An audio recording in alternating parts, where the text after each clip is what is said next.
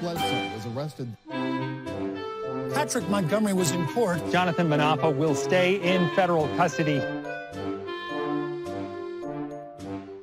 No, I don't take responsibility at all.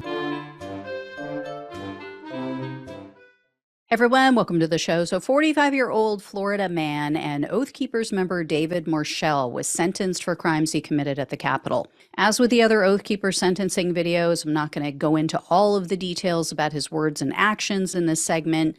If you guys are interested, you can catch a full recap about all of the trial, all the videos from both of the Oath Keepers trials. I've saved them to a YouTube playlist. Few things I will note, though, in regard to Moerschel. In advance of the Capitol attack, he messaged other Oath Keepers to warn, quote, "We will need to be very cognizant of whose side the police are on, because the assumption that they are on the side of the righteous may be flawed." Yeah. That statement pretty much blew a huge hole in one of the Oath Keepers' defenses because they kept trying to convince the jury that they were only at the Capitol to act as bodyguards, that they were there for protection for these high-profile MAGA figures.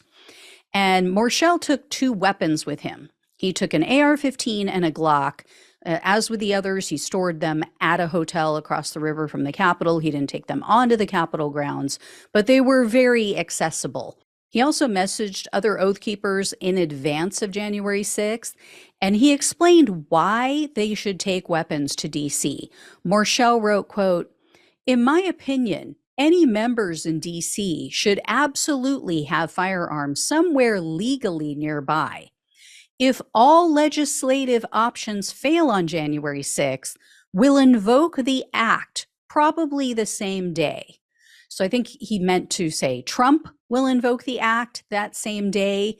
But again, this undercuts the Oath Keepers' defense about being there only to provide security. In addition, as with so many others, Moerschel deleted evidence following the Capitol attack, and he was one of the many who forced his way into the building, and he made his way directly to the House chamber. So Moerschel was arrested on July 2nd of 2021, and in a superseding indictment, he was charged with seditious conspiracy, obstructing an official proceeding, destruction of government property, entering a restricted building or grounds, and tampering with documents or proceedings. So Moerschel refused a plea deal, and in January of 2023, following a multi-week jury trial, Moerschel was found guilty of seditious conspiracy, conspiracy to obstruct an official proceeding, obstructing an official proceeding, and conspiracy to prevent members of Congress from discharging their duties. So Moerschel was looking at a sentence of 20 years at least, which typically is always reduced down to around 5 or less. But this time the government requested that the judge impose a terrorism enhancement. So they asked for 10 years in prison, 3 years of probation, and $2,000 in restitution. At the sentencing hearing, Moerschel claimed that he was deeply ashamed of his actions. He told the judge, quote, "When I was on the stairs, Your Honor, I felt like God said to me, 'Get out of here,' and I didn't. I disobeyed God and I broke the laws." So U.S. District Judge Amit Mehta presided over the Oath Keepers trials, and he told Moerschel that his transportation of an AR-15 brought, quote, "its own degree of danger." But the judge didn't believe that Moerschel was as dangerous as some of the other Oath Keepers, like the founder.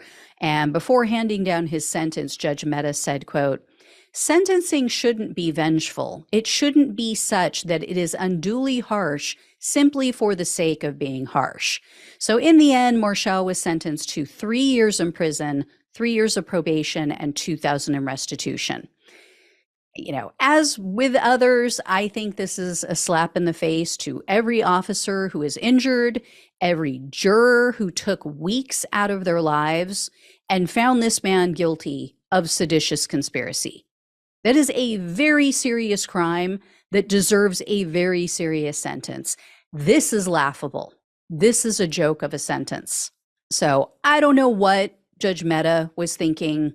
I get that he's handed down a couple of really good sentences for, like Rhodes and for Meggs. They got very decent sentences. These are ridiculous. These other people that he has sentenced for the same exact crimes, he has given them basically the same sentence that you would give to any other insurrectionist from January 6th who maybe was violent with an officer. It's absolutely insane. Seditious conspiracy. That is a conspiracy against the United States of America. And this judge gives him 3 years. That's it. So anyway, guys, if I hear any more, I will let you know. Thank you so much for watching and listening. Please like this video, share it with everyone you know, become a subscriber if you have not already. If you can donate, that is truly a huge help to keep the show going. I greatly appreciate it. Love you all. Take care, and I'll talk with you soon.